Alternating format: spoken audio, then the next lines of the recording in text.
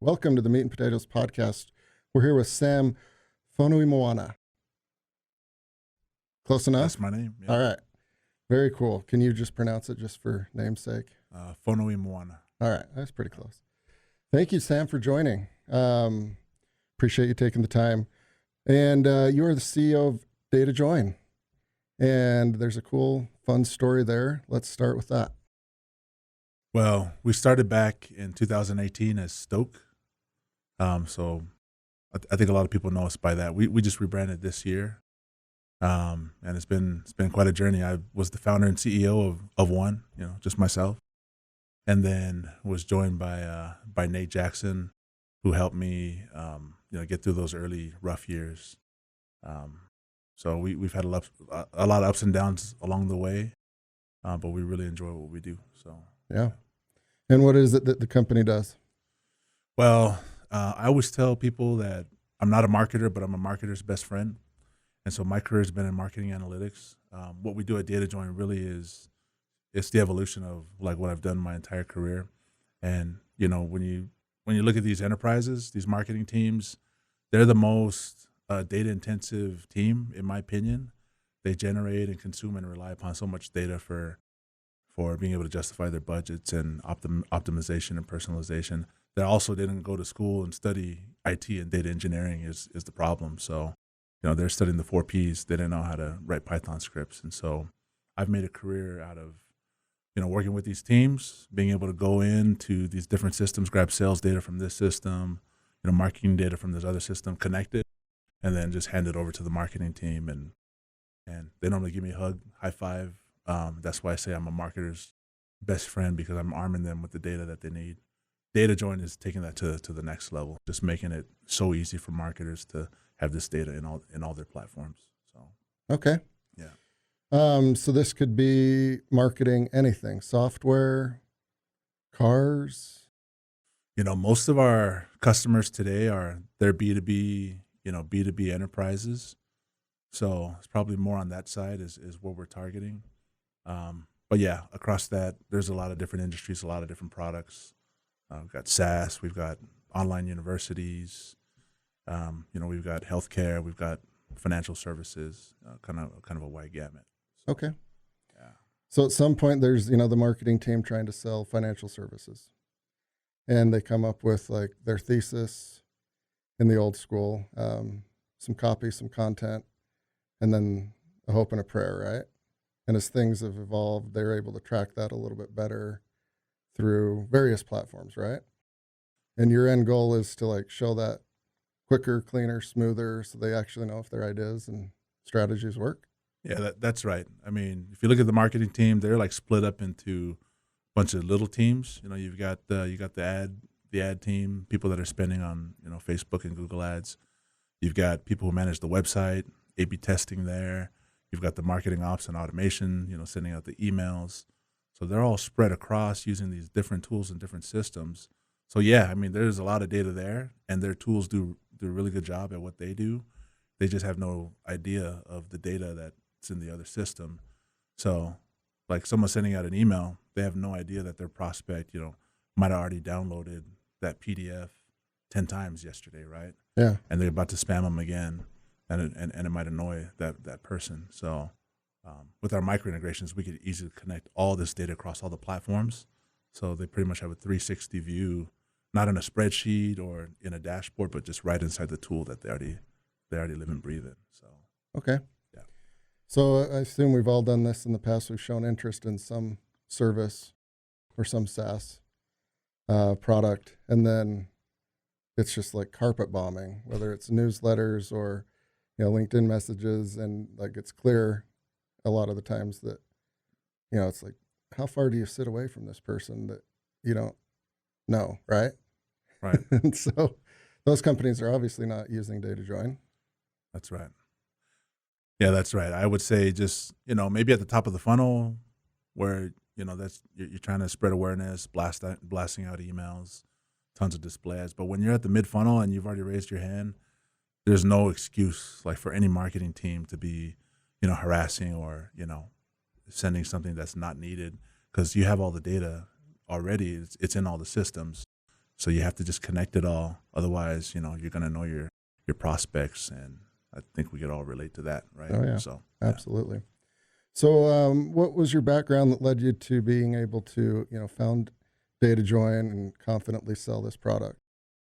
Well, so and I've never taken an IT or computer science class in my life. My background's in finance, FP&A. I went to the MBA program over here at BYU, and yeah, I started my career off in FP&A, and I don't really miss like closing the books at the end of the month. But what I really appreciate from FP&A is that it just taught me that rule, pretty much ingrained it, is like follow the money, right? So in anything we do, any report you do, any script you write, like, is it really worthwhile? Like, should we be doing this? Is it going to help, add money to the company? And so, I was on the other side, the early part of my career. I was grilling marketing teams. Hey, how come you guys came in over budget? How come you guys didn't deliver as many, customers as you forecasted? And I just needed more data. I was never satisfied with the answers that I got Yeah. back from marketing, and it really led me down this path of trying to acquire the data myself. So I would buy breakfast for the BI team at 6 in the morning, come in early to work, and say, hey, you guys are tired of me asking you these questions. Just teach me. I'll buy you breakfast. Just teach me over the next month or two, and I'll just pull all the data myself. And so that was really kind of my first entryway into analytics. Because once I realized, oh man, I could pull whatever I want, whatever I need, then I felt like pretty strong in all the companies that I worked for that I could add a lot of value. So Yeah. Yeah. I assume if you can do all of that and show clear answers, you'd be a valuable employee. What were some of the answers the marketing team gave you as to why they were over budget or didn't get enough customers that you solved for? well, I mean, there's a lot of spend that happens at a lot of these companies. We're talking like millions of dollars a month, and a lot of them they're just guessing. It's almost like an extrapolation exercise, for their forecast. So for me, it wasn't detailed enough of a forecasting exercise for them. So there really wasn't that good of reasons, in my experience, and so that's why I went in and tried to get more data to get more clarity on that. So Gotcha. So you're learning all this, being an entrepreneur, and then at some point you went out on your own, as you mentioned, one man band for a while. yeah. How did you build out something that you could give away to maybe some beta customers and eventually sell to paying customers? Well, so I started at a startup here called One-on-One Marketing. It's just around the corner from over here. And yeah, I mean, I was solving that problem of connecting marketing data to sales data. I was using database and spreadsheets to be able to do that. Then when I went to Ancestry, it was a similar type of problem. At Domo, they brought me in to build out the marketing analytics team over there and solving, the same types of problem. How do I tie Salesforce data to marketing spend? And even the sales team would bring me into to customer calls to help solve this problem. So for me, I realized, okay, if everywhere has the same problem, then I'm just going to go ahead and just take the leap and just build it myself. Because I mean, if it's me on the stage here, like talking about this at Domopalooza, then I think I'm the best one to do it. So I left Domo back in 2016, and started building like these first prototypes of getting Salesforce data into Google Ads. That was really my first one, and nothing pretty. I'm pretty sure you show any computer science major or developer my code, they might laugh at it, but it works, right? Like it's all that I needed to be able to pull data from one system and push it. And I was selling those prototypes, just talking to people I knew. Um, I worked with a lot of the companies here in Silicon Slopes, Bamboo HR, Workfront. Those are my early customers back in 2016, for these type of integrations. Yeah. So, So then at some point, you're probably going to make it. You've got some traction. What's the next gear that you shift into once you're at that point? Building out the team, improving the product. How did you go about it? So I was really focused on that one integration. I also have a big background in analytics. So I was doing a lot of dashboarding. I really didn't think about the micro integrations, solution at that time. I was just doing anything I could in the marketing analytics space. We entered a competition at Adobe Summit back in 2000, I want to say 19, and we built an extension, a launch extension that sends Salesforce data into Adobe Analytics, and we got second place in that contest. That was actually a really fun time. Funny story how we even got on the stage there, but it was then and there, just talking with Adobe, that I started shifting my thinking like away from the dashboards and the databases and more towards just these micro integrations of connecting data from one system to another. And so we started shifting gears there. We you know, got one customer. We brought on Workday, I think it was, back in 2019 after that summit. And then they started talking about, other ideas. They're like, well, we want that data also like in our ad platform, or we want that data also, in our marketing automation platform. So kind of like organically developed, the light bulb started going off like, hey, we could connect all these systems. Like, why not just create micro integrations for all these systems? And so we recently grew to the point, we almost closed our doors probably 3 or 4 times during 2018 to 2021, like a lot of startups. But, we survived, got about 15 Fortune 500 companies as customers.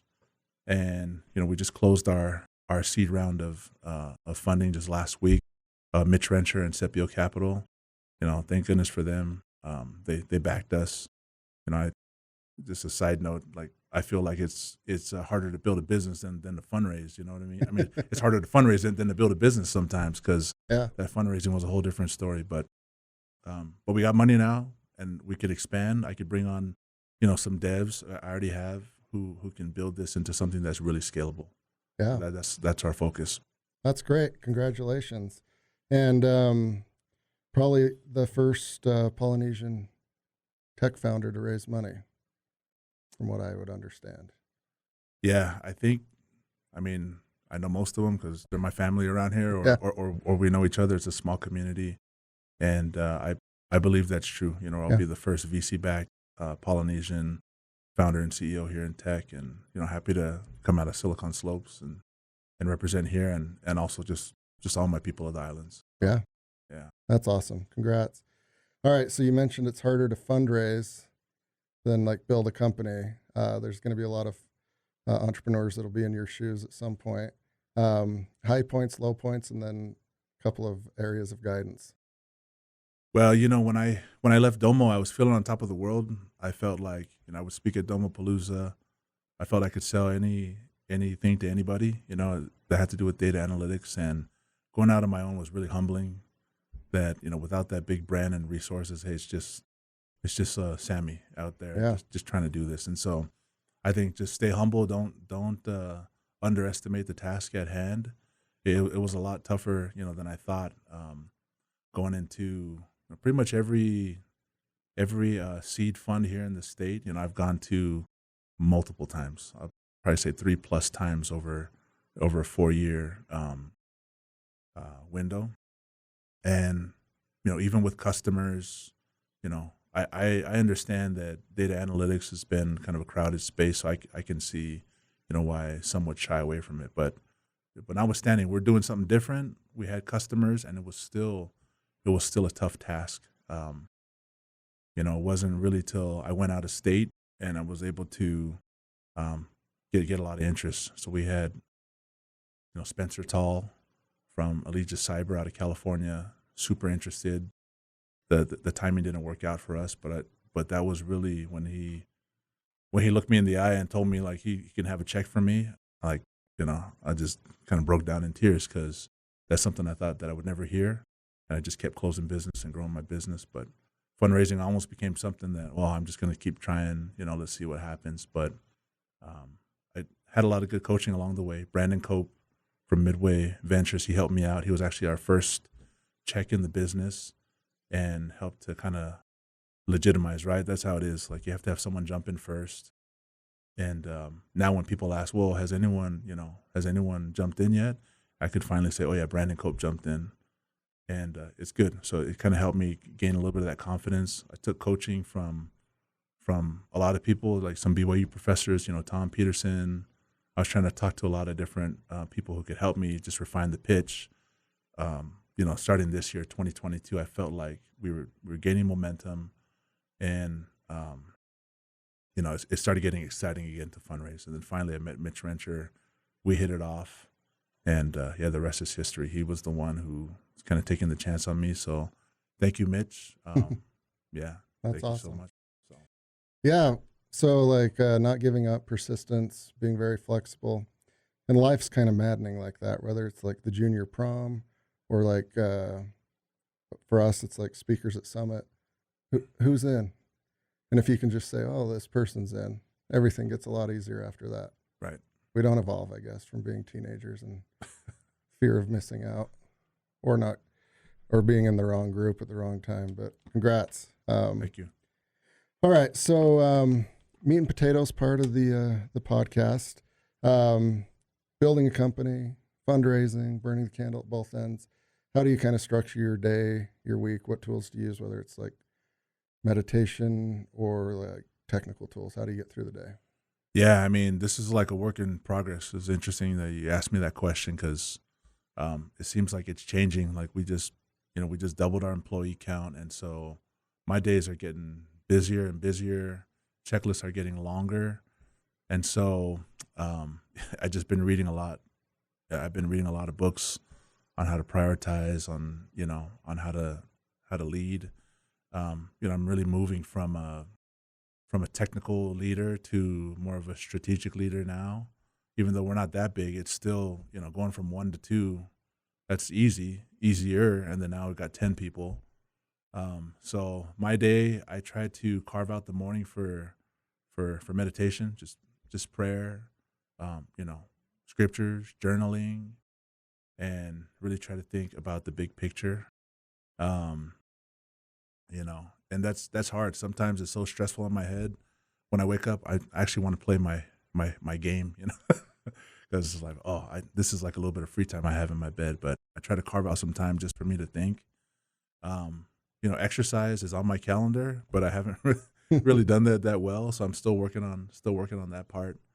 But then, I'll start my day just meeting with my secretary, who's my daughter, and we go through, like, I've got like a task list. It might be like 100 tasks long at this point, and we just prioritize for the day.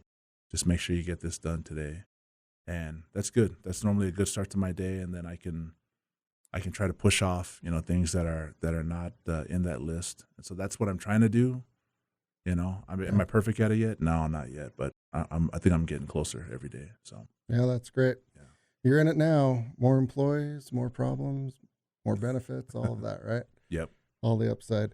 What's the future looking like over the next year for DataJoin, and what's got you most excited? Well, I think it's good timing for us to come out right now. You got third-party cookies going away. You got the country headed into looks like a down cycle. So I think for these large enterprises, like, they rely on data more than ever to be able to find those pockets of revenue that they're missing out on, and to be able to report, back up to stakeholders what's going on. So I think we're in a good position there. With the whole third-party cookies going away, marketers are not going to be able to remarket like they used to in the past, and they got to turn to that first-party data. So once again, I think we're well positioned. Even though we're getting funding as the stock market's dropping, I think it's good for us. So I'm excited for the next year to be able to really come out with the content, to be able to spread this message to marketing in general, because I still think like no one knows who the heck we are. So Yeah. yeah. Well, the people listening to this podcast have a much better idea. And yeah, appreciate you taking the time, Sam. Congrats on the fundraise. Congrats on everything you've accomplished over the years. Hey, thanks, Garrett. Thanks for having me. Appreciate it. You bet. Thank you.